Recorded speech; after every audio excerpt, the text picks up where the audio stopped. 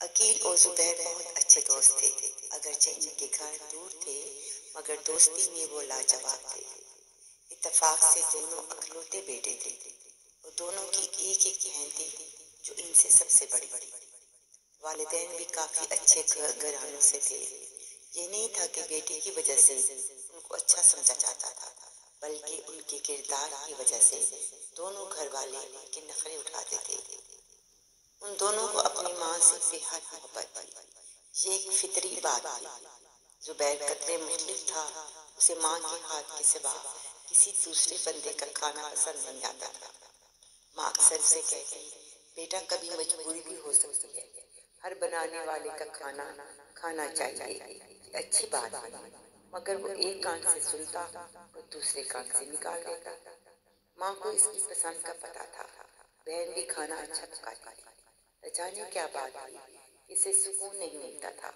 وہ اکثر دوست سے کہتا کہ امی کی محبت میں اور کھانے میں ایسا ذائقہ ہے کہ میں اسے بھول نہیں سکتا، بھوکا رہ سکتا ہوں، مگر ان کے ہاتھوں سے بنی ہوئی روٹی سالن کھا کر میرے جسم میں جیسے جان پڑ جاتی ہے۔ اور عقیل سوچنے لگتا کہ ماں مجھے بھی کھانا دیتی ہے، اچھا بنا کر کھلاتی ہے، مگر زبیر کا انداز کچھ عجیب سا ہے۔ اب وہ بچہ تو نہیں تھا، کل کو شادی کرے گا اور بیوی کا کھانا نہیں کھائے گا تو لڑائی جھگڑا ہوگا۔ یہ نہ ہو کہ سب خوبیوں کے باوجود اپنی زندگی کو اجیرن کر لے۔ وقت گزرتا گیا، اب وہ ایفے میں آ گیا۔ ایک دن ماں ہاسپٹل داخل ہو گئی، اس کی حالت غیر تھی، 3 دن سے اس نے کوئی کھانا نہیں کھایا تھا اور اس کی اس حرکت پر ماں کو شدید غصہ تھا کہ کل کو مجھے کچھ ہو جائے تو یہ کیا کرے گا، اور یوں بہت سمجھانے سے کچھ نہ کچھ بدلا تھا، مگر پھر بھی ضد ہوتی کہ کھانا ماں ہی بنائے۔ اس کے بہن بھائی سے بہت پیار کرتے تھے اور کہتی تھی بھیا شادی کے بعد اگر ایسا کرو گے تو بھابھی آپ سے جھگڑا کرے گی اور گھر سے چلی جائے گی، کیونکہ پھر آپ نے ان کے ہاتھ کا کھانا ہی کھانا ہے۔ وہ کہتا اگر اچھا نہیں لگے گا تو امی کے پاس آ کر کھا لیا کروں گا۔ ان کا اپنا ذاتی 2 منزلہ مکان تھا، خوب عالی شان۔ 2 سال کے بعد بہن کی شادی ہوگی اور وہ سسرال چلی گئی۔ اب تو سوائے ماں کے ہاتھ کا پکا ہوا کھانا ہی تو کھانا تھا، اس کے اپنے بس کی بات تو تھی نہیں۔ اگر سوچا جائے تو لڑکے تو ماں سے ہی سب کچھ مانگتے ہیں جب تک کہ کوئی بہن وغیرہ بڑی نہ ہو جائے۔ گھر میں سوائے ٹوٹل 4 افراد کے اور کوئی نہ تھا۔ والد کسی دوسرے ملک کام کرتا تھا، سال کے بعد آتا تھا، اس لیے سارا وقت اس کا ماں کے ساتھ ہی صرف ہوتا تھا۔ اور یوں دونوں دوست بڑے ہو گئے، ان کو اچھی پوسٹ پر جاب مل گئی، اب دونوں کے رشتے بھی ہو گئے۔ عقیل کی شادی اس کی کزن سے طے پائی اور زبیر کی فیملی سے غیر لوگوں میں سے۔ دونوں دوست اپنے دل کی بات ایک دوسرے سے کر لیا کرتے تھے۔ عقیل کی شادی 2 ماہ پہلے ہوئی تھی، اس لیے اسے علم ہو گیا تھا کہ رشتہ کتنا بھی مضبوط نظر آئے مگر ناپائیدار بھی ہوتا ہے۔ مرد کو ہر حال میں عورت کو خوش رکھنا ہوتا ہے، جہاں پر عورت کو عزت نہ ملے عورت بگڑ جاتی ہے، کیونکہ عورت دولت سے نہیں مرد کے پیار سے وہ خوش قسمت سمجھتی ہے، وہ کسی اور کی مداخلت یا پیار برداشت نہیں کر سکتی۔ ایک دن جب اس کی شادی فکس ہو گئی، اس نے بڑے پیار سے تمام باتیں اس کے دماغ میں ڈالی، مگر وہ کھانے کے معاملے میں وہی کا وہی اٹکا ہوا تھا کہ ایک ہی گھر ہے، کوئی مسئلہ نہیں، امی ہے ان سے کہہ دیا کروں گا، لیکن شاید وہ بھول گیا تھا کہ تمہارا ساتھ شادی کے بعد بیوی کے ساتھ ہوگا اور اس کو عزت دینا تمہارا فرض ہے، وہ جیسا پکائے اس پر گلا یا طنز مت کرنا۔ آخر شادی ہو گئی، ماں نے 1 ماہ تک دلہن کو روایات کے مطابق دلہن ہی بنائے رکھا تھا، اب اسے گھرداری کرنی تھی۔ ماں اکثر بیمار رہتی تھی، جب سے اس نے کھانا بنانا شروع کیا تھا وہ کھانا نہیں کھاتا تھا۔ ماں کو کہتا ماں تم کھانا بنایا کرو، تمہارے ہاتھ کا کھانا مجھے سکون دیتا ہے۔ وہ کہتی بیٹا اب تم گھر والے ہو گئے ہو، تمہاری دلہن آئی ہے، وہ اچھا کھانا بناتی ہے، تم اس کے کھانے کی عادت ڈالو، یہ اچھی بات نہیں کہ تم ضد کرتے ہو۔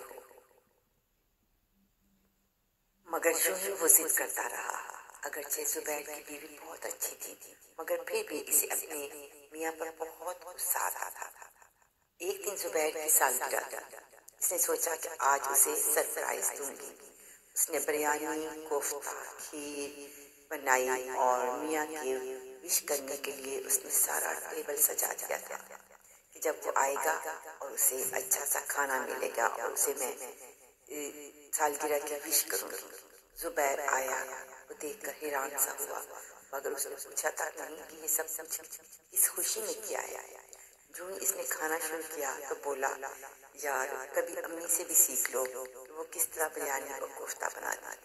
बस फिर क्या था, बीवी का दिमाग खराब हो गया। अब तो शादी करने की जरूरत नहीं थी, अम्मा के साथ ही रहते, उसी के साथ गुजारा करते, मुझे क्यों फिर तुमने आज ले आए। आज ये सब आपके लिए क्या क्या, आज आपकी बर्थडे थी, किसी को ख्याल आया, तेरी माँ को आया, तुमसे थक गई हूँ, अब मैं नहीं रह सकती। वो बोलते बोलते कमरे में गई और अटैची उठाया, चलते बनी। माँ का मुंह खुला का खुला रह गया। इस बेचारी ने तो सब इसके किए पर किया था, इसके आज बर्थडे है, ये अपनी जबान बंद नहीं कर सकता। अब बच्चा भी नहीं दूर, जो माँ माँ करता फिरता है सारा दिन। गुस्से में माँ के मुंह में जो कुछ आया, माँ उसे बोलती चली गई। जुबैर ने जब ये देखा तो सर पकड़ के बैठ गया। माँ इस पर बरस पड़ी थी, हमेशा तुमको समझाया था जो इसकी इंसल्ट मत किया करो, मगर तुम नहीं सुधरे, अब मनाते फिरो, मैं अब तुम्हारे मामले में नहीं पड़ूंगी। आज इसको एहसास हुआ कि इसने ज्यादती की है, अगर चुप करके खा लेता आज इतनी तकलीफ न भुगतनी पड़ती। वो घर गई तो सब परेशान, जानते थे कि बेटी को इसकी आदत पसंद नहीं, मगर फिर भी वो बच्ची को समझा रहे थे। इधर जुबैर इसके घर चला गया, सबके सामने इससे माफी मांगने लगा। आखिर इसने अपनी गलती मानकर इसे साथ ले गया। अब इसकी ये हालत थी कि जो भी आता वो खा लेता, बस जिंदगी के साथ साथ और वक्त के साथ साथ अब 2 बच्चों का बाप बन गया था। दादी अपने पोती और पोते पर वारी जा एक दिन वो दुनिया से रुखसत हो गई। वो बिल्कुल मर सा गया था, हर वक्त माँ को याद करता। सूफिया को भी अपनी सास की कमी महसूस होती थी, कभी कभी इसकी आंखों में भी आंसू आ जाते थे। एक दिन खाना खाते हुए इसने माँ के खाने की तारीफ की तो सूफिया के दिल को आज ठेस नहीं पहुंची थी, बल्कि रोने लगी थी।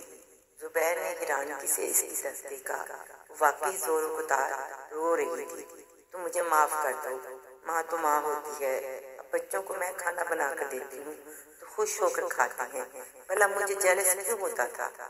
अब वो नहीं रही, मुझे अपना ये तरीका तकलीफ दे रहा है। बच्चे तो माँ की किसी भी चीज को नहीं भूलते, आज माँ के एहसास ने मुझे झंझोड़ा है कि हर बच्चे को माँ के हाथ का जायका नहीं भूलता, मुझे भी। फिर वो रोते रोते जुबैर के गले लग गई। जुबैर की गालों पर भी आंसू अपनी माँ की मोहब्बत में झलक पड़े थे।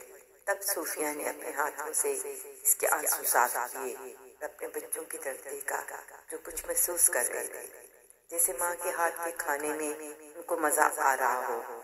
इसलिए सास को कभी तकलीफ न दो, सब सास एक सी नहीं होती, इनसे दोस्ती रखेंगे तो इनके अंदर के दुख आपको भी पता चलेगा, क्योंकि हर औरत की जिंदगी में कुछ ना कुछ दुख होते हैं।